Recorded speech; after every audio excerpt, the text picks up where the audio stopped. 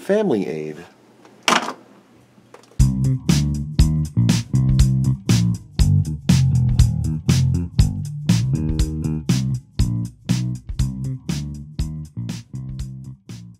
Why hello from about a week later. So last we left off, I broke the ribbon on the old 1200 here. And what I did was I went on the old e-booger, and sordan.IE has the hard membranes for the 1200, 500, and I think even the 600 keyboards. I have also received several files from Mr. John Hertel, thank you, with the ehide driver for the Terrible Fire 1230 card. So we're going to check into that also. So I'm going to go ahead and remove the keyboard. Now I'm going to have to remove the 30 whatever freaking screws. And we'll lift this up. You can see this is brand new. There's no breaks in it. Oh, there it is. Right here on the edge of this thing there is a cut on the last two lines, which is my caps lock and that upper row. Yep, she's broken. I don't know if you can see that right where the tip of my fat dill pickle is, but that's useless. Alright. It's not useless, maybe repairable, but why? So this is the Sordan branded hard shell for the 500 and the 1200. The Sordan Electronic Shop, she's hard plastic, free shipping. This surprisingly got here relatively fast. Now, when they say this is hard, it's just rigid, and in comparison, you can see, you know, a little impotent, and it says Amiga keyboard. Blue rectangle must be down. Now, while you're in here, go ahead and just take a gander at your crustiness and look for anything gross. Now, you can see here that I have an F9 key that is toast. I did buy some of these, and I think I will replace it. Amiga keyboard plungers and springs. To get that out, just remove your key. There'll be a spring underneath. Let it drop. There's your busted one. That's salt. We can throw that out. We'll grab a replacement.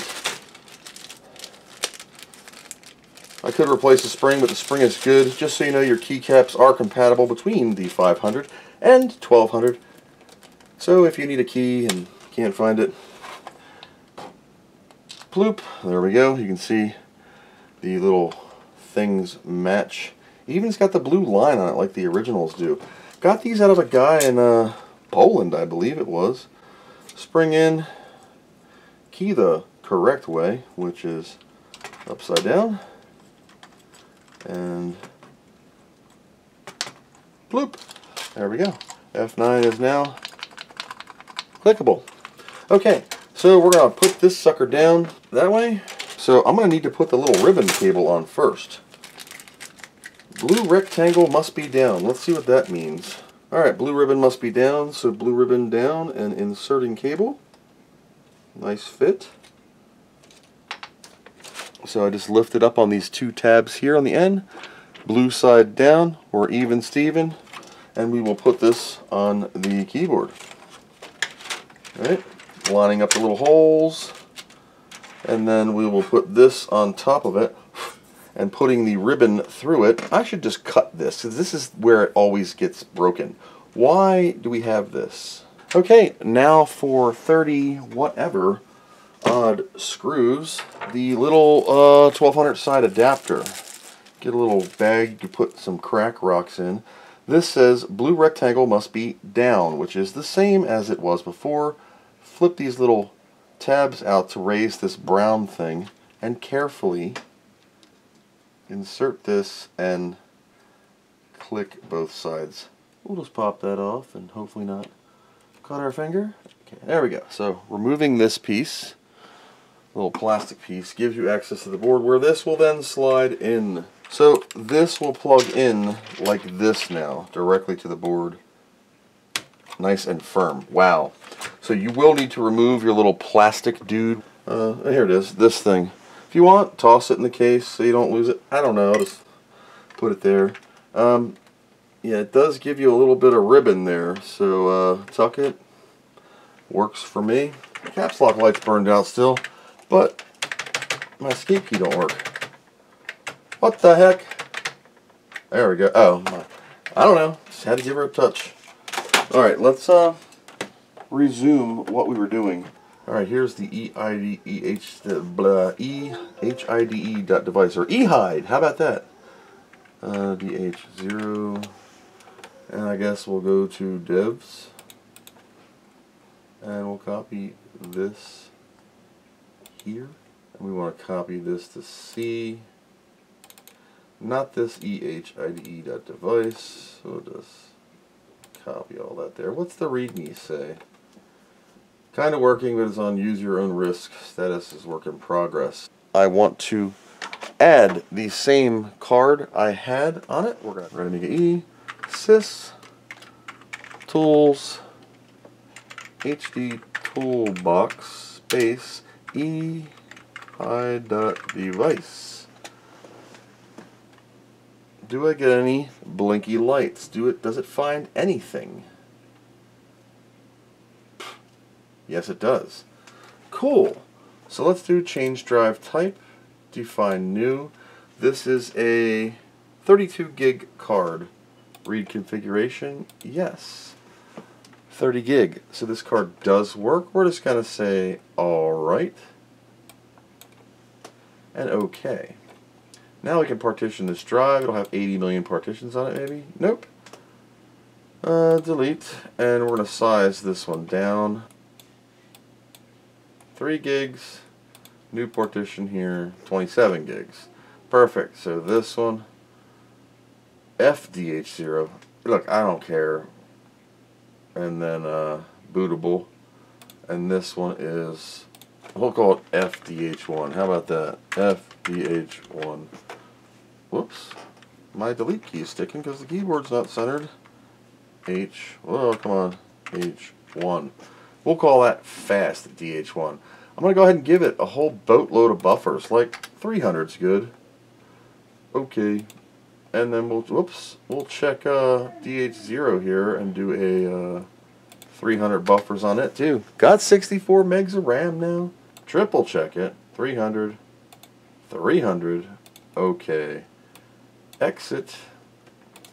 Does it pop up on its own? Yes, it does. So we're going to, whoa, shoot. Yep, I know. We're going to do a normal format quick. We'll call this FDH1.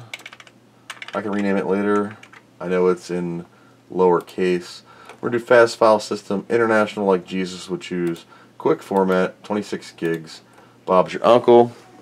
And it should format fine. I have enough RAM to crash the machine formatting. Son of a biscuit. Now I have a blinking green light.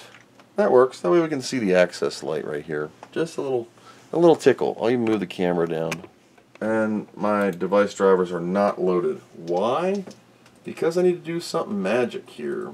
I found an article on somewhere, and I apologize, where you have to load a bunch of modules. Now, on an Amiga, load module basically puts stuff resident, right? So it survives your warm boots and stuff like that. So in the Workbench startup, EDSU or startup sequence, we're going to see we have a load module command. If I type that command right, we should check CPU install load module right here at the top. So it's doing L system startup and ROM update. What is system startup? What is that?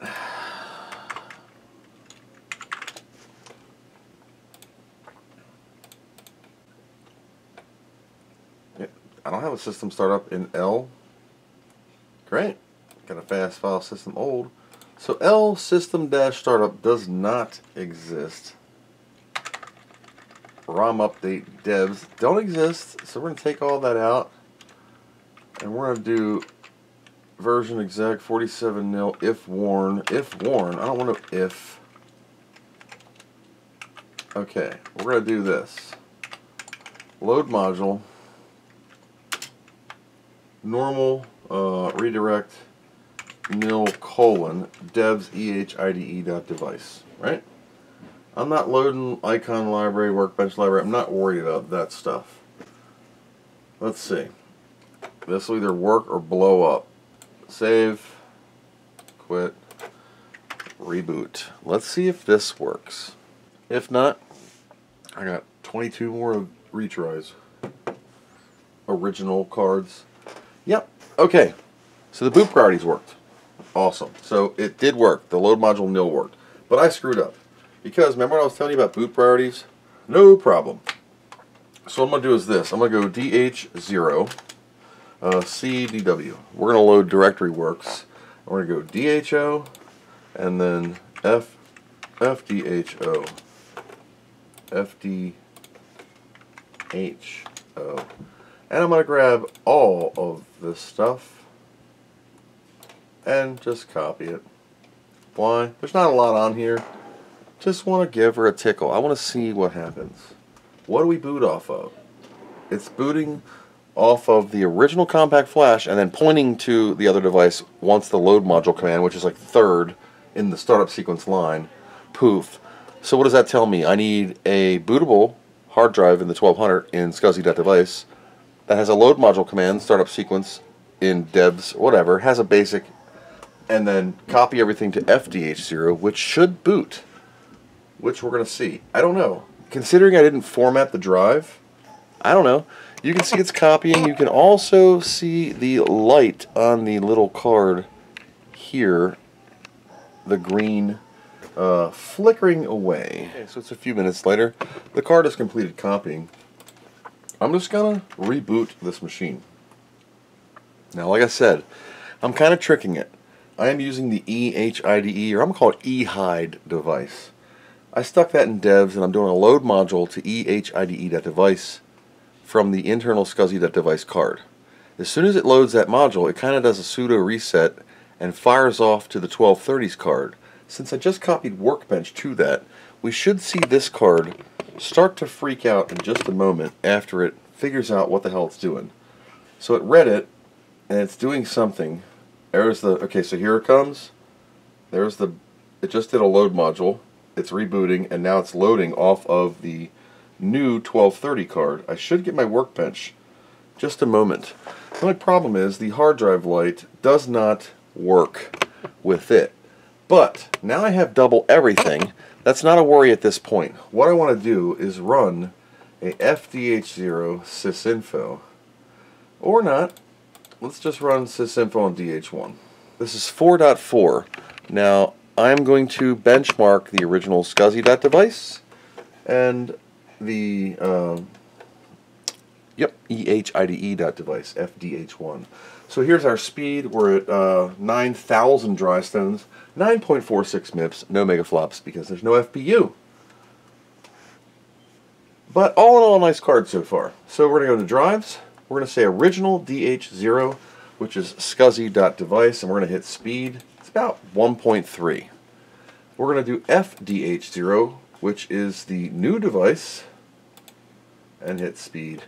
And it won't even read it. FDH1? Nope. Okay, that just totally froze up.